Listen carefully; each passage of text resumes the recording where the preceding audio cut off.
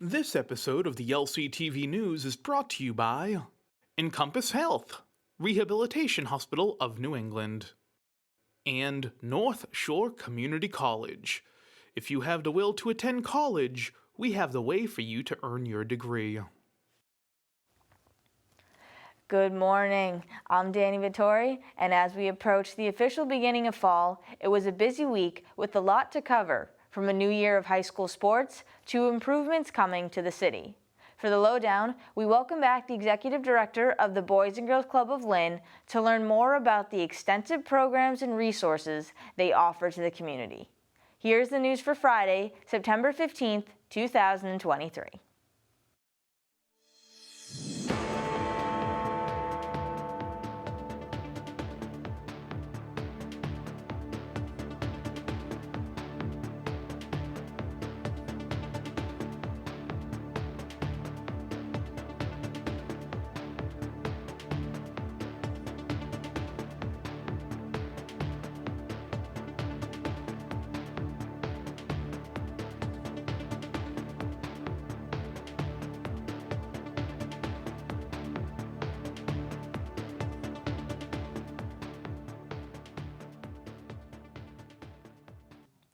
The Behavioral Health Intervention Program, a new addition to the city, will now be on call to provide help and treatment to individuals experiencing behavioral health or substance use disorder crises. It is a three-person team comprised of a social worker, recovery coach, and 2 rotating paramedics who work 12 to 8 p.m. on weekdays and have their own cruiser and medical supplies. This team was created as a partnership between Elliott Community Health Department, Cataldo Ambulances, and is part of the Jail and Arrest Diversion Initiative. They work closely with Lynn Fire, Police, and EMS, but are separate from those departments. According to the team, every case is different, and outcomes can vary on a case-to-case basis. Their goal is to provide care to all who need it, as well as making follow-up care more accessible. Having people with specialized skills out in the field takes some of the burden off the LPD, as well as building trust with the community. Saturday saw 2 events, beginning at Goldfish Pond for the 43rd Annual Fun and Flea Day. Vendors lined the outside of the pond, selling everything, from artwork to toys to clothing. Capped off by raffles, food, and duck races, it was all smiles for vendors and attendees alike.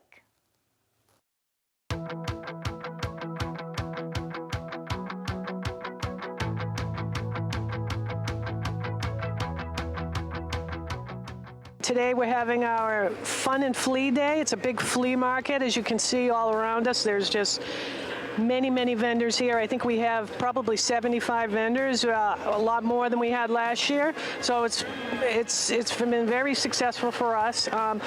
Well, the flea market's been going on since 1980, so this is 2023, so that's 43 years. We've had a couple that, we didn't have one in COVID, and there was one year we had a problem with the water, we had to cancel, but other than that, we've been going strong for 43 years. Anyone who wants to be a vendor, so what we do is we set it up on our website. You can go to goldfishpond.org, or you can just come in and set up a table. It's a free-for-all. So you grab a space, you sell your stuff, we'll come around and collect the $40 donation to Goldfish Pond. That's what we charge for our space rental for the day. And this year, I'm also selling my stuff. This year is the first time I've done this in a long time, and I've brought out some of my artwork and some old postcards of Goldfish Pond. So I kind of want to pass those on to people. And, I got a squirrel trap here for $5. This is the type of stuff that you will find at the Goldfish Pond Flea Market. From a squirrel trap to fine art to set up party hats for St. Patrick's Day. So if you're thinking about coming next year, come on down, and it's a lot of fun.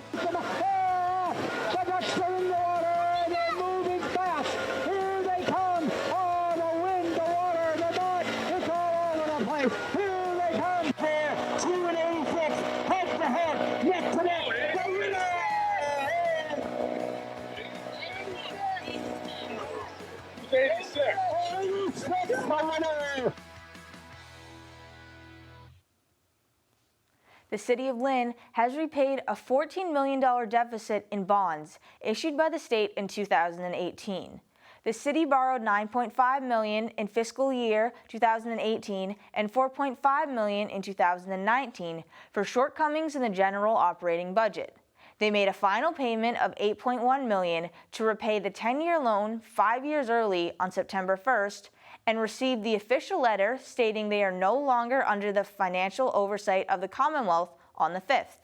Without this, Lynn no longer has to complete a pro forma tax recap on the approved budget, submit audited financial statements for tax rate approval, submit quarterly reports, or submit balance sheets to have free cash certified. Across the city, Central Square was shut down for the second annual Lynnside Out Festival. Started by Mayor Nicholson last year, a host of city departments, organizations, and performers came together for an afternoon of fun and education, showing off all the resources Lynn has to offer.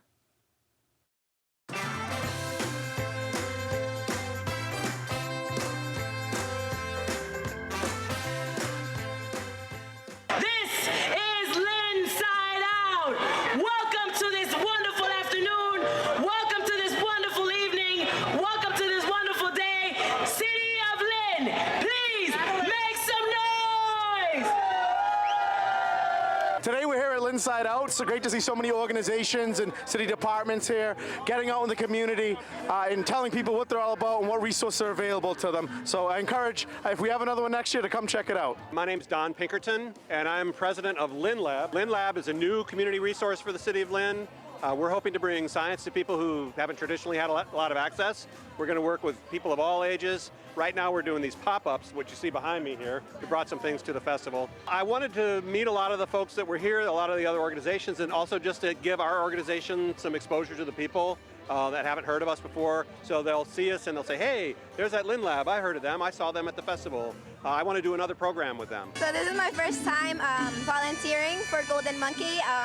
It's a new experience and it's nice. I like to see people's faces and the diversity here, and the music is great. I think that it's really fun, and I'm glad that we are able to celebrate diversity. I've known Peter and Golden Monkeys ever since they opened, and I think it's really cool that they're here. And I also didn't know about this event until recently, and I think it's just really cool. Kind of bringing the community all together, all the different cultures. I think it's really helpful for other people to discover new cultures, especially the Cambodian culture, since it's a new restaurant that has just opened. It's not just to foster engagement, but lead others further, deeper cement that experience into their lives. This is a wicked exciting event because it's great to see all of these departments in the city, these nonprofits working together. I'm moving to Lynn on October 1st, and I was just able to register to vote already, so I'm super excited to be able to do that and see a bunch of people that I've seen before and meet a bunch of new people as well. I see people who have lived here their entire life, and as a newcomer, for me to understand the resources that City Hall has for us, as well as all these nonprofits going on, as someone who works in the schools, who works with youth, to see that there's so much support in the city for folks who live here and folks who are out-of-towners to really take advantage of, it means the world to me that they all came out today and were a part of this.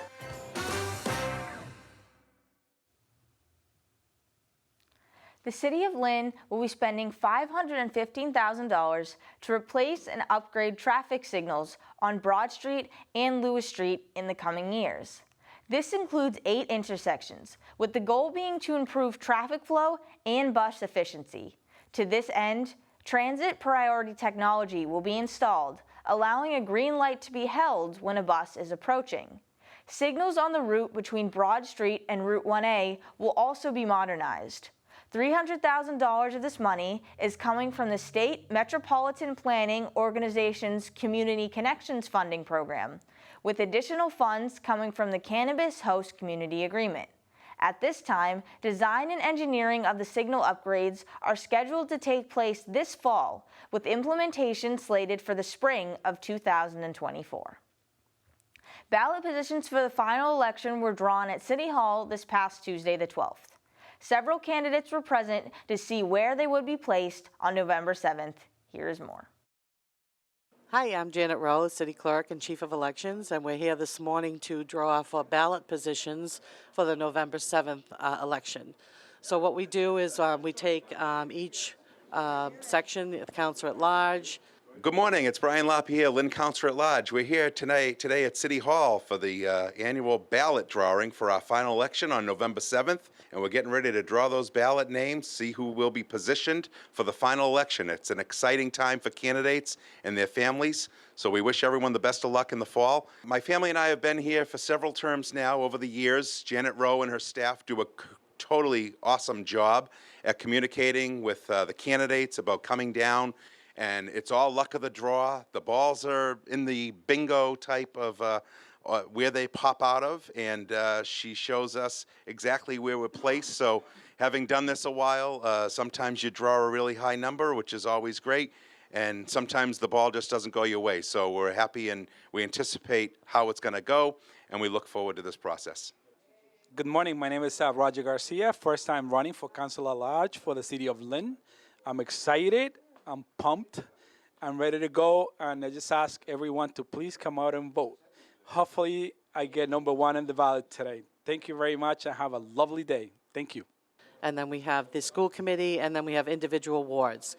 So we will call out the person's name, and then we use our beautiful box from, I think the early 1900s. We put the balls in there, and Karen, our election administrator, will pull the positions. Number 2. Number 2, so Mr. Newhall will be number 1. For our full election coverage, including forums and candidate profiles, visit linntv.org/election.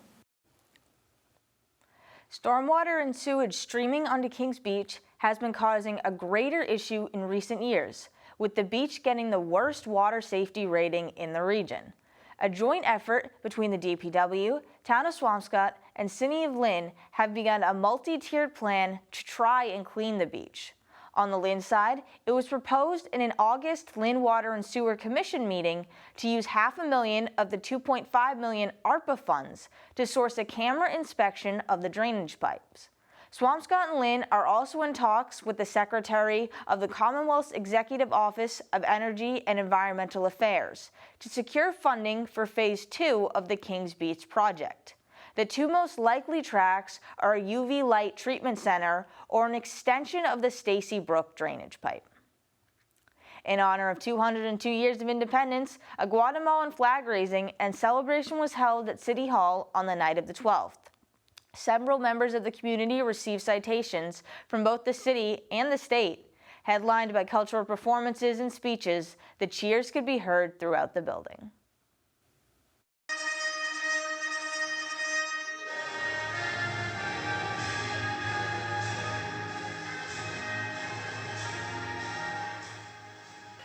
Hoy los guatemaltecos celebramos un año más de independencia. Today, us Guatemalans celebrate another year of independence. 202 años de independencia. 202 years of independence. Y no cabe la menor duda And there's no doubt que estando lejos de nuestra patria, that though we are far from the patriarch, se siente aún más este cariño por nuestro país. we still feel the kindness for our community and country. I want to offer Felicidades congratulations por 202 años. for 202 years! Todas sus tradiciones, sus músicas, su vestida. All of your traditions, your music, even your attire. Aprendemos de esto. We can learn from this. Disfrutamos eso. We enjoy it. I want to thank you on behalf of the men and women of the Lynn Police Department. Les quiero dar gracias de parte de las hombres y mujeres del Departamento de Policías en Lynn For all the good that you bring to our community. por todo lo bueno que han traído a nuestra comunidad. Estamos aquí para apoyarnos, We are here to support you, para comunicarnos con ustedes communicate with you all, y siempre pensando en este color azul, siempre miren al cielo and always thinking of this color blue, always look up to the heavens. y siempre piensen que los llevo siempre en los pensamientos y en el alma. And remember that I have you in my thoughts and in my soul. Y estamos felices And we are happy de ofrecer la bienvenida. to offer a good welcome. Y su comunidad es parte de nuestra comunidad. And your community is part of our community.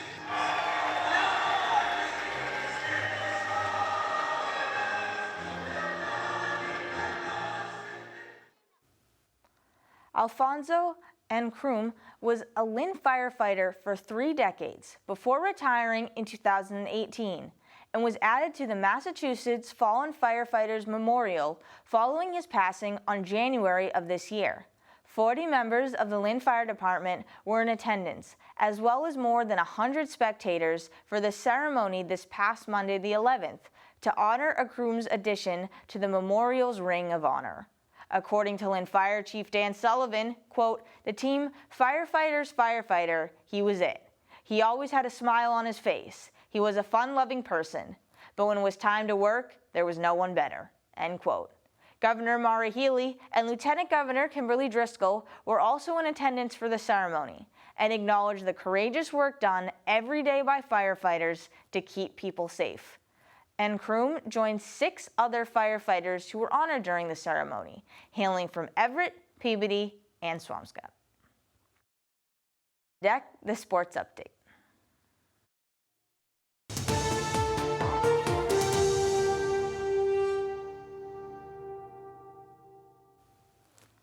Under the lights, Bulldogs football dropped their home opener 27-0 to the visiting Lawrence Lancers. Nothing was going right for English, as their quarterbacks were sacked half a dozen times, their defense allowed an 86-yard touchdown run, and penalties plagued the team all night. On the flip side, St. Mary's began their season with a nail-biting 22-20 win over Kip. What made it even more impressive is the Spartans had only 2 possessions the entire second half, as Kip kept the ball for 10 minutes on a ground-heavy drive. The Panthers were in the red zone with less than a minute left, but a fumble recovered by St. Mary's Jacob Peterson ended the game. In another dramatic win, the Classical Rams took down Central High 28-26 through lightning delays and overtime. Both teams played hard, and a 4th and 2 stop by Classical in the third, followed by a 35-yard TD run in the fourth, gave them the lead, but Central came back with 2 seconds left in the game. A blocked point-after attempt gave the Rams the opportunity they needed to score on a 2-yard run by quarterback Vaughn Jr. and a successful 2-point catch by John Naskey in overtime. Lynn Tech also showed their ability to fight back as they were down 14-0 in the third quarter, but tied the game with 2 minutes remaining. A pick six by Tiger Aniel Gonzalez provided the eventual 20-14 victory. St. Mary's girls soccer are once again the Lynn City Tournament champions, following a commanding 8-0 win over Tech. The Spartans did all their scoring in the first half, before calling in the subs to run out the clock, which was put on running time after the 8th goal.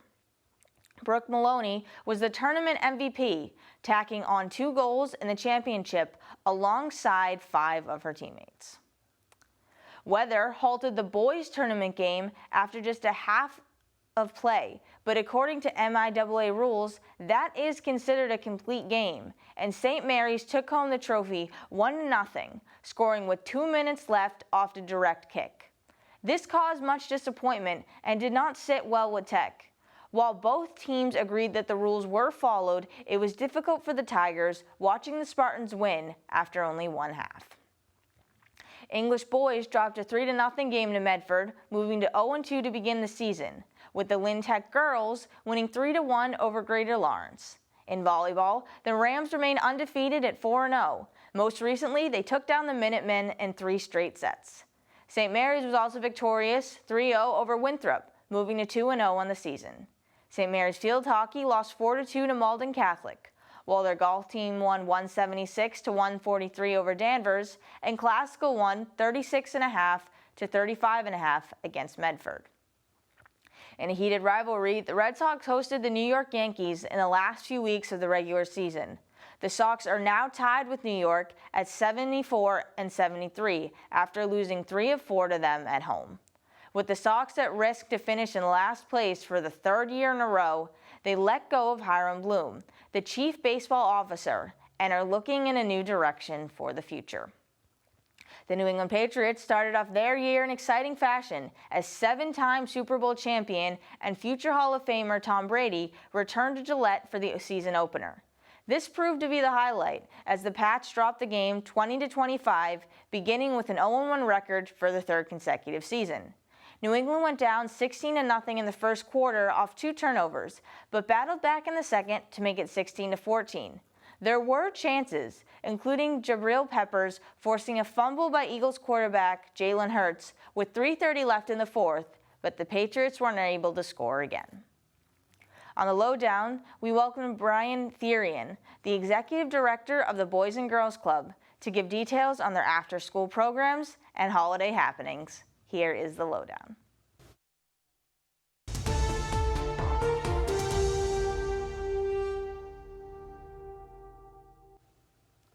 Good morning and welcome back to the Lynn Lowdown. I'm Danny Vittori, and today we once again have on the executive director of the Boys and Girls Club of Lynn.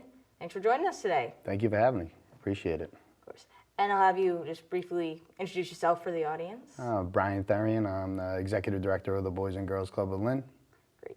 And you have a lot going on there. Right now you're wrapping up your summer camps. Oh yeah, we have. It's pretty impressive what's going on at the Boys and Girls Club. We have 225 kids that are going daily up to Camp Creighton, that's located in Middleton. That was donated about 50 years ago, and all the kids from Lynn and their surrounding towns have the ability to go there each and every day and enjoy boating, fishing, and swimming, and just run around and be free up there. So they're very excited about that opportunity. We also have another additional 135 kids in our licensed child care program that is held at the clubhouse right downtown Lynn. And then we have a teen program where we're open from 6 to 9 o'clock each and every day for the teenagers 12 to 17 years old. They come down there from 4 to 8 p.m. So we're very busy during the summer. Oh yeah, you have a lot going on. You really cover an extensive age range, and you even say in your kind of mission statement, you really want to create comfortable, secure relationships with the kids and with the community. Yeah, I mean, the biggest thing is to have the community and the parents to trust us, right? We have to hire great staff that are going to be able to put in the time and effort to help the kids and to be productive, responsible, and caring adults. I mean, that's what our mission statement is. We believe by it. We have a board of directors that trust the leadership at the Boys and Girls Club, and our job is to provide the best service for our kids. It's all about building memories and friendships and have a great childhood experience for our kids. And to be able to do that, like I said, we got to hire the right staff. Mm-hmm, definitely. And you focus on everything: body, mind, education, financial training, all of it. Absolutely. One of the keys that we have is making sure that the kids are educated, right? We're going to work on the reading and the math, the literacy, the comprehension. More importantly, like how to build a budget, how to stay by it. So when you're an adult, you understand how to manage money, which is a big component of successful adulthood. But a lot of the kids during their early ages of 6 to about 12, we work very closely with the school department to make sure that the kids that are maybe behind a grade level or 2, that we're spending that extra time after school, out of school time, to make sure the kids are learning and providing the best educational experiences possible. We have a beautiful gymnasium, so after they're done with the education piece, they're running around, they're working on their fitness and their health. We have great staff. We have basketball leagues, rowing classes, and things like that, just keeping the kids active. So if we can keep the education piece and the fitness together and working with caring adults like we do for our staff, then the kids are going to have a great experience at the Boys and Girls Club. Definitely. And you're at the point where you're starting to transition from your summer schedule into the after schools program that you have. Happened quickly. But yeah, so we're open right after school from 1 o'clock all the way to 9 o'clock each and every day, Monday through Friday. We're going to be promoting the Boys and Girls Club after school program next week. The goal is to get sell out our 135 person licensed childcare. We have 275 slots in our after school drop-in center, and then additional 90 kids for our teens. So it's close to that 400 per day kids that come to the Boys and Girls Club. So you'll see the promotions very soon. The sign-ups begin right in early September. Then we roll out on September 11th, so we'll be ready to go. Definitely. And looking at all the different options that you have, when people, or with kids I should say, come, can they kind of pick what they do, or is it more structured? How does that work? So the licensed child care programs for the younger kids, so it's pretty structured. Okay. But the drop-in center, I mean, that's all about choices. The kids are getting older. It's 8 years old all the way up to that 17-year-old mark, and we want our kids to get there to figure out what they want to go to the STEAM lab, or they like to do the fitness center, that they need to work on their homework. So when they get up there, it's all about choices and making sure that they are responsible. So if they know they have to do their homework and they got a basketball game at the club at 5 o'clock, get your homework done first and the basketball game right after. So it is all about choices in that drop-in center. We believe in that, and it helps the kids as they get older to make sure they have time management and making sure that they're accomplishing what they need to be successful young adults. And you definitely are doing that, because as you get up, you mentioned the teen program. Yes. There's a great emphasis there on like higher education, finances, money management, all that. Yeah, so the teens will focus on career development as well as college prep. So we do multiple college visits to the surrounding universities and colleges, allowing the kids to see and experience a tour and where they like to be. And if the college isn't for them, then we're ready to position them into a nice workforce development plan, whether it's with the state or the city, so that when they graduate from the Boys and Girls Club, they're ready to be productive. And that's one of the biggest things that our staff have to really spend time with the kids to find their likes and what direction they want to be in, because it happens quick. You turn 18, 19, 20, and you got to have a plan. So our job is to help the kids and the families develop that plan for their child. And it's fantastic the way you do that, because again, you're giving them choices. You're saying you don't have to do it this way or that way. It's which way you want. Right, a lot of it, like, they don't have to go to the Boys and Girls Club. Yeah. But the fact that we have 100 kids, 100 teenagers coming every night to spend time with the kids and spend time with our other kids as well as the staff, and to prepare that plan tells you what the value they have in the Boys and Girls Club. So, like, again, when they get there, we have educational programs for the teens as well as the sports and fitness. Their job is to do both. And we always have, career readiness development as well as college prep courses for them, so that they're ready to go to choose those options to make sure that they're ready. Definitely. And you mentioned another thing too, you have one of your biggest fundraisers coming up in October as well for the club. Yeah, we're pretty excited about that. It's at Danversport. We get very excited about it, have about 400 plus people there. We honor local people that have done wonderful things in the community with Commitment to Youth Award, Business of the Year, as well as Hall of Fame. So it's pretty exciting to see the local business leaders get in there and get honored in front of all those people. We also put on a display of all the programs and all the success stories that we have within the Boys and Girls Club. And this year we have Aaliyah Boston, who's the #1 draft pick for the WNBA. She's going to be our guest speaker. She's also going to spend some time at the Boys and Girls Club to work with the kids and the young ladies that are working, that are playing high school basketball in the local high schools. Come in, and she's going to do a great clinic and some trainings with them before Danversport, and then go out and spend some time with our donors. Yeah, I mean, like you said, that's such an amazing success story with that. I mean, yeah, and there's not too many times you're going to see somebody who's a #1 draft pick from the WNBA coming in and spending some time with the kids. So she made the All-Star team this year. She's probably going to make the Rookie of the Year. So she was second place in the ESPYs for Women Athlete of the Year. So she's on the radar, and the fact that she's going to spend some time with the kids and our donors is something special, and we're really looking forward to that night. Oh, yeah, it's definitely incredible that she's taking the time to do that, and that they get that experience to really see someone who's made it. Absolutely, and have the kids there, and then the donors hopefully rally up. We try to raise about $250,000. So exactly what you said, so that money gets reinvested so that we can say, hey, if you're good enough, you can be here. You do have this option in life. So all that money gets reinvested into the programs of the Boys and Girls Club, especially the teen programs. And I know it's a bit in the future, but for the holiday season, you also really focus on giving back to the community as well. Yeah, we really believe that for youth development and family engagement, it's very important for the families to have a wonderful Thanksgiving and holiday season to kick off the new year. Last year, we had over 600 meals served at the Boys and Girls Club, which was pretty impressive. We had, I think we had, 5 or 6 sessions of 100 people per. The local businesses and restaurants came in to help out with that. We had a lot of volunteers, and local banks came in and donated their time and sponsored it. So it's pretty impressive, and we're going to do the same thing for this Thanksgiving. We think it's important to have the families after their work to come in and have a nice warm dinner and spend some time as a family, and to spend some time with the staff as well, who spends a lot of time throughout the year with their children. During the holiday season, we have the Adopt a Kid program where each family we try to link them up with local business leaders and individuals to give them presents during that holiday season. And then we have a big New Year's party when everyone comes back the first week of January. So we believe those 3 dates and times are important in a child's life, and if we can help that to be memorable and have great experience for the family, we'll do that. So we're going to continue that this year. And you definitely do. You can tell from all the kids that join, plus all the support you get from the community, you've really built a strong bond with them. Yes, it's all about the trust. So the community right now understands the amount of kids that we have. We're probably one of the leading youth serving, if not the best in the city, as far as numbers and programming, and we want to continue that.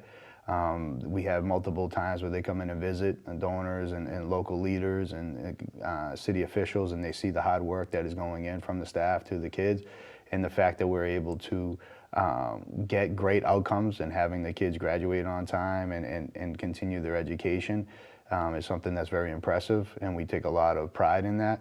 So when the community leaders and the corporation and individuals see that type of outcome, they're going to have that confidence, and then it's our job is to continue that once we gain that confidence and help them understand what direction we're going to. So we're really excited about the future. We're really excited about, and we're thankful for all the support that we're getting, and we're going to continue to need that in the near future. So it's very impressive what you built, clearly all the programs, all the staff, it is quite incredible. And sorry, we have to wrap up in a minute, but is there anything that I didn't mention that you wanted to say? No, I really appreciate the time and share a little bit about the Boys and Girls Club. And to all the families out there, just remember the after-school signups have begun. We need you there. It's going to sell out like it has in last year. So be there. We look forward to working with your kids and have a successful year. And I want to thank you again for coming on to speak about this amazing organization. Well, thank you for having me. Appreciate it very much. Of course, anytime. And once again, I'm Danny Vittori. This has been the Lynn Lowdown, and we'll see you next week with more guests.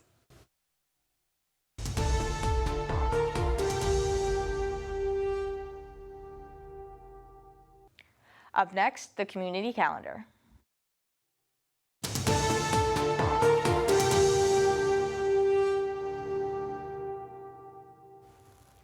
Part 1 of Pine Grove Cemetery Tours will commence on Sunday, September 17th from 11 a.m. to 1 p.m. Sponsored by the Pine Grove Cemetery Commission and Essex Heritage's Trails and Sales, they will be running 3 tours, 2 in English and 1 in Spanish. The first, taking place on Sunday, will cover the oldest part of the cemetery. Next Wednesday the 20th, the Massachusetts Senior Action Council is hosting a Counselor at Large Forum at 10:30 a.m. following the Council on Aging meeting. Located at 10 Church Street in Wall Plaza, come by to hear from candidates and incumbents alike. LCTV will also be on scene for full coverage of the event. The Lynn Music Foundation, in collaboration with Steve Foley, presents another month of stand-up, stick-up comedy at the Vault Theater. This is a monthly stand-up comedy event featuring 3 different acts and a headliner each time. Happening on Thursday, September 21st, tickets are $17 in advance and $20 at the door.